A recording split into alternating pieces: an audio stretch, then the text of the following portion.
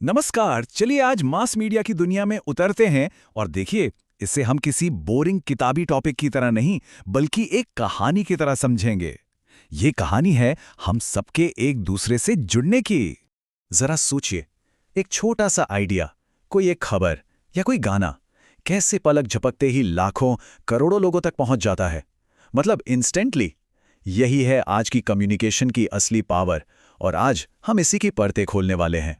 तो सवाल उठता है कि ये मास मीडिया आखिर है क्या? देखिए, इसका मतलब बहुत सिंपल है। ये वो टेक्नोलॉजी है जो एक बहुत बड़ी ऑडियंस तक, मतलब मास तक पहुंचने के लिए बनाई गई है। और मास से हमारा मतलब है एक बहुत बड़ी, दूर दूर तक फैली हुई ऑडियंस जिसे हम पर्सनली जानते भी नहीं हैं। तो आज हम क्या क्या देखने वाले हैं? सबसे पहले समझेंगे कि मास मीडिया क्या है। फिर हम मीडिया के सफ़र को देखेंगे, कैसे ये प्रिंट से पिक्सल तक पहुंचा। इसके बाद बात करेंगे कि मीडिया असल में काम क्या करता है, और आखिर में हम समाज पर इसके अच्छे और बुरे दोनों तरह के असर को भी समझेंगे। अब बात करते हैं मीडिया के एवोल्यूशन की। देखिए, मीडिया का विकास और टेक्नोलॉजी का विकास, ये दोनों हाथ में हाथ डालकर चलते हैं। जैसे जैसे टेक्नोलॉजी आगे बढ़ी, वैसे वैसे हम तक जानकारी पहुंचने का तरीका भी बदलता गया, और इन बदलावों ने हमारे समाज को हमेशा हमेशा के लिए बदल कर रख दिया। तो ये कहानी शुरू हुई प्रिंट से, मतलब अखबार, मैगजीन, किताबों से। फिर आया ब्रॉडकास्ट का जमाना, जब रेडियो और टीवी ने धूम मचाई। और आज आज हम जी रहे हैं न्यू मीडिया के दौर में। वेबसाइट्स, सोशल मीडिया, एप्स, सब कुछ हमारी उंगलियों पर है। और देखिए, मजे की बात यह है कि नए के आने से पुराना गायब नहीं हुआ। ये सब आज भी हमारे साथ हैं, एक साथ काम कर रहे हैं।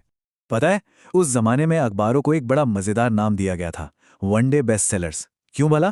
अरे भाई, क्योंकि जो अखबार आज का हॉट टॉपिक है, जो आज सबसे ज्यादा बिका है, वो कल रद्दी हो जाता है। ये दिखाता है कि उस दौर में भी खबरों की दुनिया कितनी तेज थी, हर पल बदलती हुई। प्रिंट के बाद जो आया वो सच में एक क्रांति थी। ब्रॉडकास्ट मीडिया और खासकर रेडियो। सोचिए, ये सस्ता था और इसने सबसे बड़ी दीवार तोड़ दी, पढ़ाई लिखाई की दीवार। अब आवाज उन दूर दराज के गांवों तक भी पहुंच सकती थी, जहां शायद लोग पढ़ नहीं सकते थे पर सुन तो सकते थे। इसने सही मायनों में जानकारी को सबके लिए बना दिया, एकदम डेमोक्रेटिक। तो एक तरफ तो मास मीडिया लाखों लोगों को एक साथ जोड़ रहा था, लेकिन दूसरी तरफ पर्सनल कम्युनिकेशन में भी एक बहुत बड़ी क्रांति होने वाली थी। इतिहास में एक ऐसा टर्निंग पॉइंट आया जिसने एक दूसरे को संदेश भेजने का तरीका ही हमेशा के लिए बदल डाला। और ये बदलाव क्या था, इसको समझना बहुत जरूरी है। देखिए, टेलीग्राफ के आने से पहले कम्युनिकेशन और ट्रांसपोर्टेशन, मतलब संचार और परिवहन, एक ही चीज थे।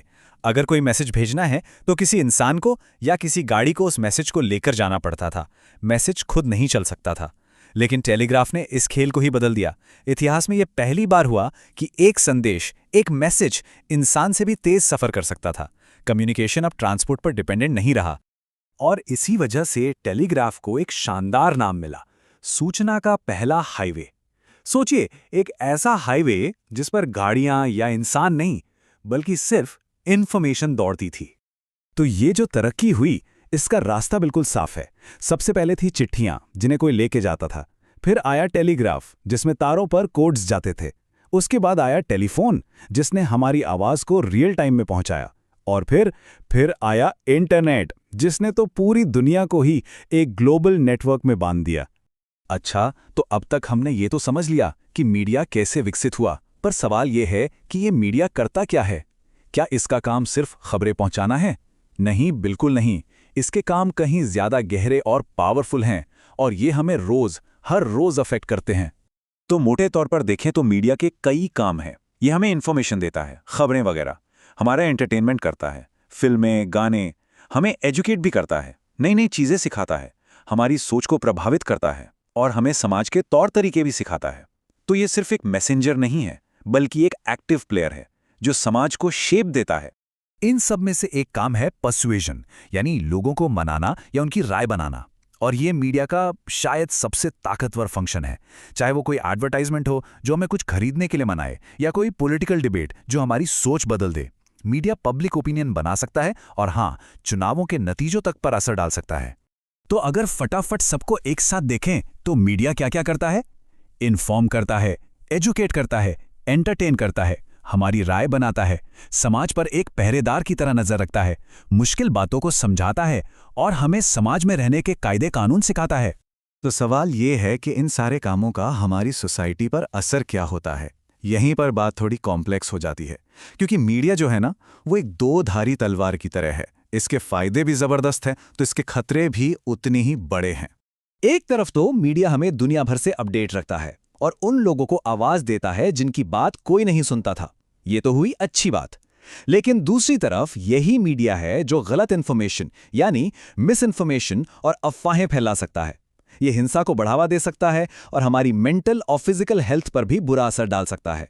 मास मीडिया की एक और बड़ी पहचान है इसका वन वे होना, मतलब ज्यादातर कम्युनिकेशन एक तरफा होता है। सोचिए, एक न्यूज़ चैनल या एक बड़ी वेबसाइट अपना मैसेज करोड़ों लोगों तक पहुंचा देती है, पर उन करोड़ों लोगों का तुरंत और सीधा जवाब उस चैनल तक नहीं पहुंच पाता। ये एक से कई लोगों तक का कम्युनिकेशन है, कई लोगों का एक तक का नहीं। और आखिर में एक बहुत मशहूर बात कही जाती है कि मीडिया समाज का आईना होता है। इसका मतलब क्या है? मतलब ये कि मीडिया में हम जो कुछ भी देखते हैं वो कहीं ना कहीं हमारे समाज का ही अक्स है।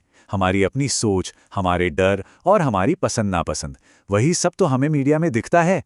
तो चलिए इस विचार के साथ इसे खत्म करते हैं। अगर मीडिया सच में समाज का आईना है, तो फिर हम लोग जो मीडिया देखते हैं, जो शोज, जो खबरें, जो वीडियो हम चुनते हैं, वो हमारे बारे में और हमारे समाज के बारे में क्या बताता है? सोचने वाली बात है ना?